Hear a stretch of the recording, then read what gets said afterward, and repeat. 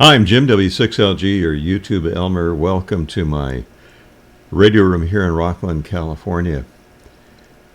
I was in the process of recording a different video and I got this email and I just had to stop what I was doing, and I was going to test some coax, and I will do that in the next one, and I'll explain what I'm looking for in that. But I received this email and it is not an uncommon one, and it demonstrates a lack of understanding about how certain wavelengths, ranges of frequencies work for amateur radio operators. So what I'll do is I'll put this message up on the screen. I'm going to delete the source for the email and ignore the punctuation and whatever misspellings there are. That's not important. Some people's writing skills are different than others. So let's just get to the question that the person is asking. And I'll read it as best I can. The message says, "Hello, I am new to ham. I have not gotten licensed yet, but I am trying hard to learn and going to get it eventually. In the meantime, how do I increase the range of my receiver? I'm just using, I think it's pronounced Baofeng, whatever, UV-5R, that ubiquitous transceiver." So he writes, "I'm just using a Baofeng UV-5R at the moment. So any tips to let me listen farther would be great. Thanks." I've got one of those. In fact, I've got it here. And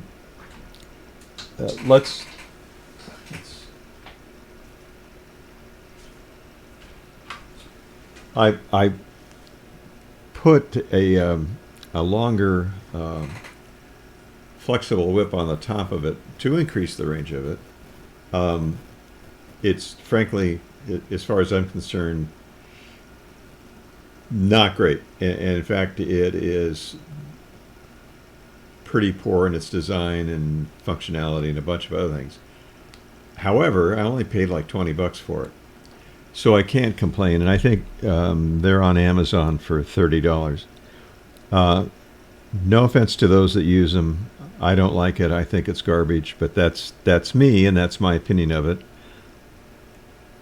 But going back to this person's question, he or she says, "I'm just using the UV-5R at the moment, so any tips to let me listen farther would be great." Well, this message also was in response to a video that I uploaded where I'm talking with a guy in Australia, in Adelaide, and this is not capable of going more than line of sight, and without some help. So how would you go further? Well, you could have a directional antenna up on the roof, run from here, coax up to the roof. What would that get you? Still pretty much line of sight. Might get you into another device that repeats that signal to a greater distance, but still, I'm not big into this particular set of frequencies, but let's just say line of sight. So let's say I'm in a big city. I might be able to talk around that city with other amateur radio operators. Could I talk to Australia with it directly? No. So there's a misunderstanding, I think, that a lot of folks have about what devices like this can do and what they can't do. And they're often called ham radio, but that's a bit of a stretch in some regards. So why is that? Why can't I press the button on this? I wonder if the battery's charged, and talk to someone in Australia or New Zealand or Africa? Why is the range on this so limited? And for that matter, if if we were to go outside and you looked up at my antenna, I've got what's known as a 3-element Yagi, designed by a guy in Japan named Yagi. And each of those rods that make up the elements of the antenna are roughly 30 feet long, a little bit longer than that. One maybe 36, and then 33, 32 roughly, and then one is 31. And the boom that holds them is 18 feet. Now that allows me to talk around the planet. The frequency that is on, and you can tell by the wavelength, is if you convert to meters, these are half-wave elements, and they're roughly 10 meters long. So that means it's an antenna that covers the 20-meter amateur radio band. This is 2 meters long, and higher even. But let's say that this is the element. Let's say that this is the wavelength for this transmission frequency. Why can't this go all the way to Australia, New Zealand, Japan, wherever? And that has to do with the way signals go around the planet. In Paul Hirschman's description, which is really good, W4PMH, he really talks about the magic of radio. And the magic of radio involves a range of frequencies that we have. Some are good for local contacts only. Others may be good for local contacts during the day, but at nighttime, the range for that same set of frequencies might be several thousand miles. The frequency that I use, the 20-meter band, is good certain times of the day to certain parts of the world, or certain parts of the United States. So what am I talking about? What am I getting at? Certain bands have certain characteristics. That's sort of a cop-out for a sentence, but certain bands are good, and that's what makes it neat and exciting. Some bands are good for maybe this half of the western half of the United States, and at certain times of the day, not even that. Other bands are dead for years, for the most part, and then they wake up and they're good all over the world with a relatively small antenna. For the most part, UHF, VHF, ultra high frequency, very high frequency, like this guy, are good basically for local contact. They're great for emergencies. This is why a fireman might carry something like this, or a policeman, because it can go either into his car and then repeat it out somewhere, or maybe go to a mountaintop directly from this. So this might be good line of sight to the top of that mountain, but it's not going to be repeated across the country. So to answer the question about what can I do to increase the range so that he or she can listen, you could put up a directional antenna, but again, it's going to be limited pretty much to stuff that's in your area. Now, here's an answer. There are some amateur radio bands that are better than others at long-distance communications. My favorite one is the 20-meter amateur radio band. It's good to somewhere most of the time. And the next one after that, as sunspots increase and the ionosphere becomes more reflective, the 15-meter band becomes a lot of fun. And it may be open into Europe and Japan. The 20-meter band maybe goes away for a time, but the 15-meter band is wide open. So if you have an antenna for 20 meters, when it gets not to be working so well during the course of the day, you might go to 15 meters. And if sunspots are really good, 10 meters. If you like talking with folks on the, let's say, in the states surrounding your location, the 40-meter band might be good for that. Now, what do each of these bands have in common? They're high frequencies. Yeah, I've gotten into debates with some folks about what are the high frequency bands. But for this discussion, let's just decide that we're going to talk about 160 through 10 meters and not 6 meters, just for this discussion. So for me, the HF bands are the ones that will allow you to talk some distances some of the time, and you have to kind of learn what month, what week, what time of day the conditions are good to another part of the planet.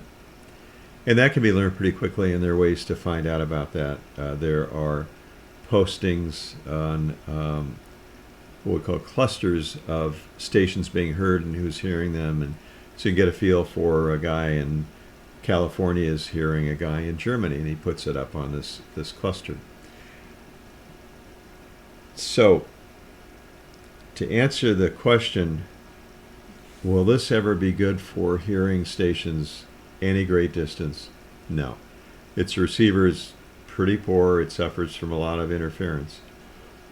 So, let's say that the person who asked the question is on a very limited budget. What would be a good choice? About the time I got that email, and I shared it with a guy who called from South Africa. We talk almost every day. And the way we talk is he points his antenna the long way around the planet to California, and I do the same. So I point the antenna west, and it hits the ionosphere and ends up in South Africa. Why the ionosphere? Well, it's good for reflecting certain frequencies. It's good for absorbing some frequencies. It's good for passing them right through like a sieve. And that's the neat thing about it. 20 meters likes to be, for the most part, reflected off the ionosphere.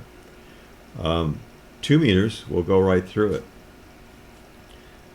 Other bands, when the sun is heating up the ionosphere in its various levels, it becomes very absorptive. So radio waves hitting it pretty much don't get reflected, they get absorbed. When the sun is acting up and sending particles towards the planet, some of those layers become very absorptive, and not much gets reflected, as it was a couple of days ago. So what's the answer? What can I tell the person who wrote saying that he or she is interested in getting his ham radio license? I think there is an answer, and my friend in South Africa, ZS1SBW, Billy, and I came up with the same answer about the same time. So here's what I'm going to recommend to this person and to others to learn about what frequencies might be good. Don't invest in an expensive antenna. Look at putting up a wire antenna like a dipole, not an in-fed, but a center-fed dipole. Maybe one that has different lengths coming off of where the coax connects. Some of those can be bought. What I'm envisioning is a fan dipole. You can make one for less than $100, much less than $100. The coax will be the bigger price tag in the scheme of things. So what receiver is out there that someone can use? And so I went to eBay when Billy and I came up with the same answer, and there are some good choices. I wouldn't recommend a used receiver at this point because you don't know what you're buying. It may have tubes. The tubes can't be sourced anymore. If it's solid state, it may be beaten up. So what can you get that's new that might work reasonably well? And I would suggest you try something like an SDR receiver. There are some on eBay. One that I tried and sent back. Let's see if I can find it here. Here's one that is it's an SDR, and it covers the amateur radio HF bands 10, 15, 17, 20, 30, 40, 60, and 80 meter amateur radio bands, 8 bands. And and it has a price tag of about $120, $130. Let's see if I can find another one. Here's one that covers continuous tuning from 50 kilohertz, which is way down there, up to 2 gigahertz, and it's $127. You need an outside antenna. It comes with a little whip. That's pretty much useless. You'd want to put up some kind of outside antenna. Here's another one. It's marked V1.10A, and it's $98. I'm tempted to buy one of those. See if I can find another. Looks like 125, 179. Here's one for 50, and I had a similar device, and it worked reasonably well. This one is labeled, and this is one that's sold for between $50 and $100 on some of them, and it's a USDX USDR SDR. Let me go to some others here. So again, you're going to want to put up an outside antenna. Don't rely on that little whip. You won't be able to hear much of anything. Let me look again. Here's one for $98. That's the V110A. And one of the brand names looks like MALAHIT. I won't try to pronounce that. There are a bunch of, and they have a graphical display that shows the waveform of the transmitted signal. And how cool is that? Free shipping, 120, 130. That one's 175. Here's some.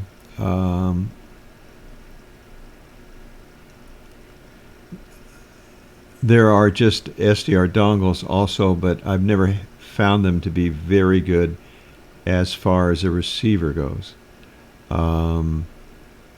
Most of these have some sort of display screen on them, which is way cool. So there's the best answer I can give to the person who wrote. Forget the UV-5R. It's basically, you got what you paid for, maybe even more.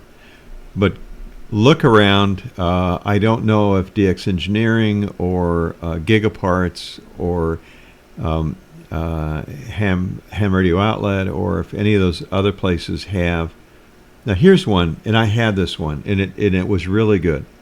It's an ATS, Alpha Tango Sierra -25, and it has a 2.4-inch touch screen. It's got a big knob on the front.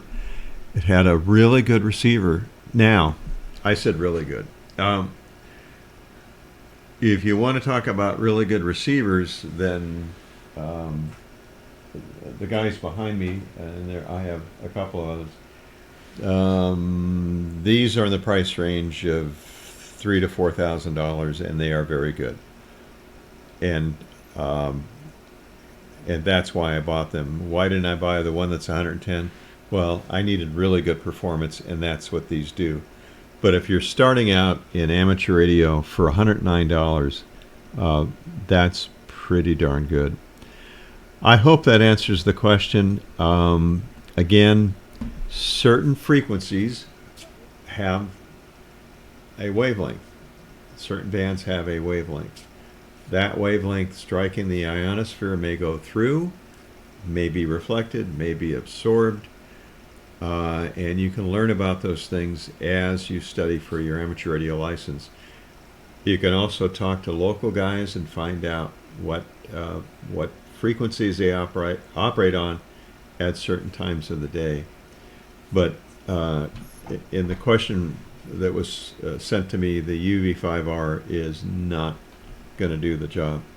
I'd rather see you get, if funds are limited and you're just listening, get one of the SDR receivers in the range of $100 to $150, and then spend another $50 to $100 on a wire antenna. Get it out in the open, not an end-fed antenna, but a dipole or an off-center fed dipole, but one that where you're feeding it pretty much in the middle. By feeding it, that's where the coax connects. I hope that helps. I know it's a complicated subject. I've tried to explain it as best I can. What I'm hoping is that others will offer even better explanations in their comments, and I welcome those. So if you're a seasoned amateur radio operator and you have some ideas, please post that.